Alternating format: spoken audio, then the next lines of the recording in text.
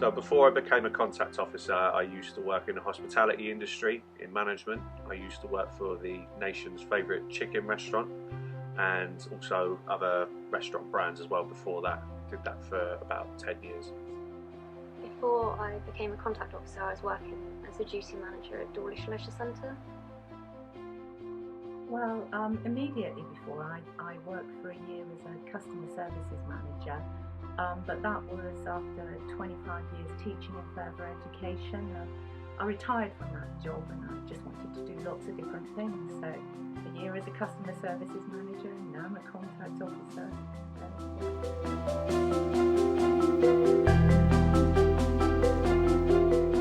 So for me, it's a bit of a unique story. My mum has worked for the police for 16 years now, for Avon and Somerset Police and for Devon and Cornwall Police, in the role that I do now. And she still works within the police now, working in a different department. So when I was quite young, she used to come home and I always just found it really interesting, the job that she did, and you know, it was just a great idea to head into. It always sounded very, very exciting. Well, when I saw the advert for the job on the police website and looked at the job description and the job role, there was just so much in there. It looked very varied. I also got the sense that you're at the centre of something, the centre of the community and helping people. You know, generally that really appeals to me. I suppose maybe from working in further education as well, that desire to just help people move on.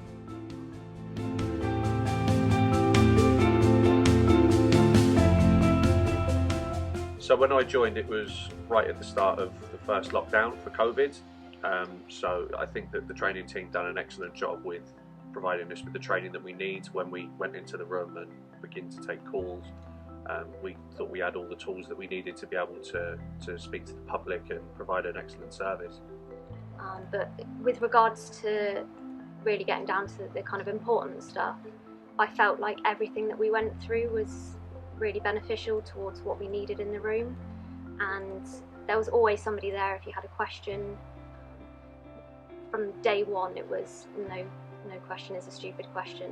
The only stupid question is the one that you don't ask. So everyone was really supportive, and in terms of training that I've had for any previous job, I felt that this was really thorough.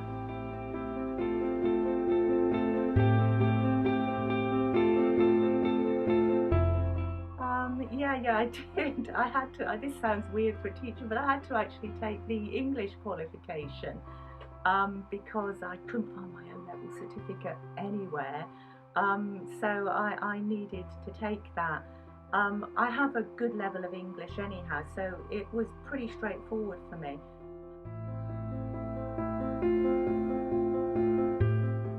So what's really beneficial is you get, you do mock calls in your training, but you also have 2 weeks of live 999 calls where you're with a mentor.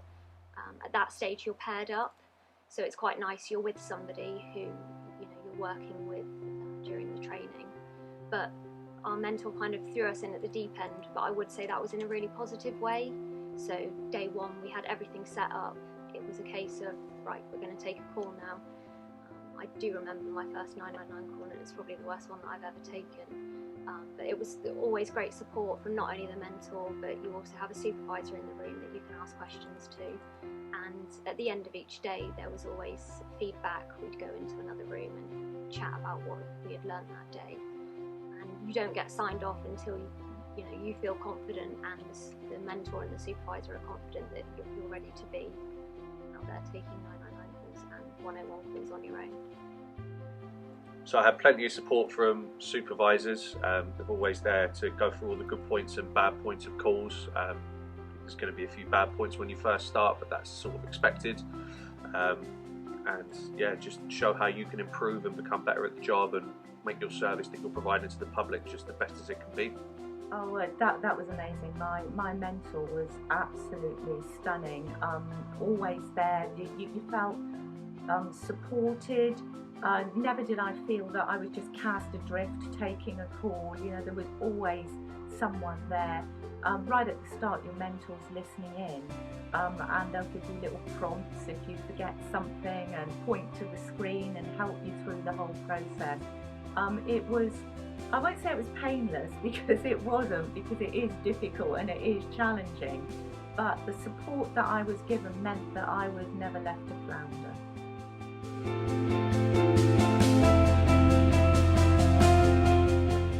The best thing about being a contact officer is that no 2 days are the same.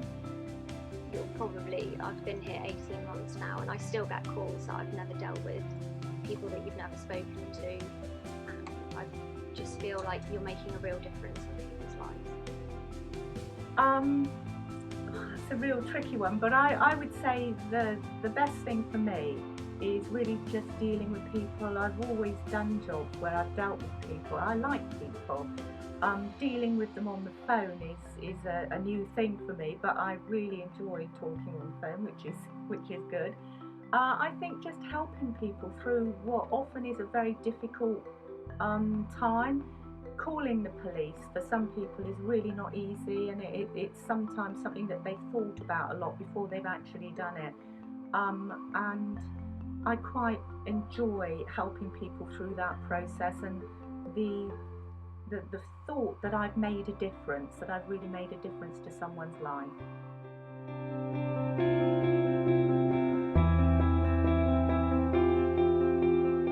I think the thing that's important for the apprenticeship is sort of your own sort of peace of mind. You know that you're doing what you're being taught to do and doing it to the best of your ability, and then when you get your mark at the end, you know you're doing a good job, ideally. And also as well, if you decided to relocate ever in the future, you have a qualification specifically for that job, where you could move to another police force and say, I've done this job before, I have a qualification in it, and that's just, it's not going to go badly for you doing that. It's only going to work in your favour. I think it's a little bit like when you pass your driving test, yeah? You know that you're now safe enough to carry on your own. It puts a line under the training, so you kind of feel secure in the knowledge that you've got, and you know that you can now carry on. Of course, like driving, that's not the end of it. There's always a lot more to learn, a lot more of experience to get. It's nice to have that point in time which says, yeah, you've now reached this standard.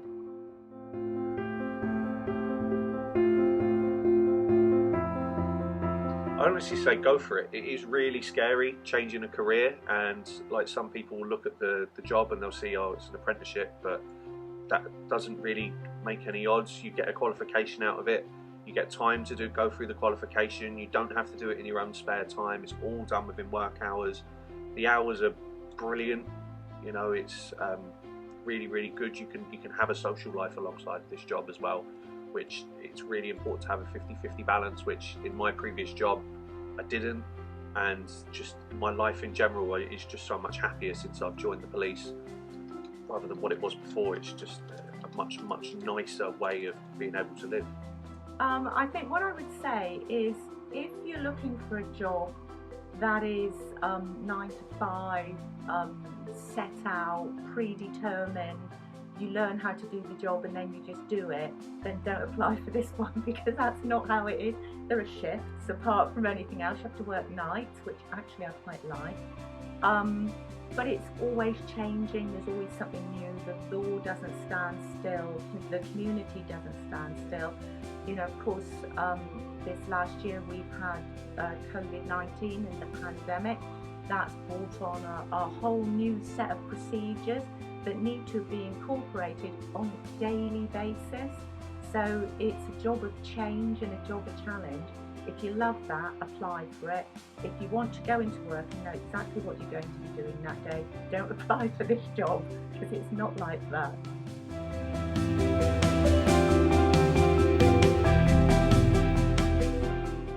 Well, to sum up my experience of the apprenticeship process and my training, I think the 3 words that I would use would be amazing, challenging, and worthwhile.